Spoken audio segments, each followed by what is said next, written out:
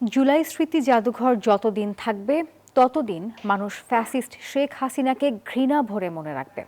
মঙ্গলবার সকালে জুলাই স্মৃতি জাদুঘর পরিদর্শন শেষে এসব কথা বলেন জাতীয় সংসদের স্পিকার মেজর অবসরপ্রাপ্ত হাফিজউদ্দিন আহমেদ। বলেন, জুলাই স্মৃতি জাদুঘর শেখ হাসিনার সব অপকর্মের স্মারক। অভ্যুত্থানের সময় হত্যার নির্দেশ দেয়া হাসিনার কল রেকর্ডও আছে এই জাদুঘরে। এই জাদুঘর প্রতিষ্ঠার উদ্যোগে নেয় ডক্টর মোহাম্মদ ইউনূস সহ সংশ্লিষ্ট সবাইকে ধন্যবাদ জানান স্পিকার।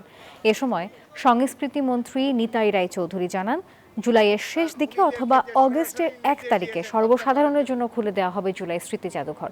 প্রধানমন্ত্রী তারেক রহমান এই জুলাই জাদুঘরের উদ্বোধন করবেন।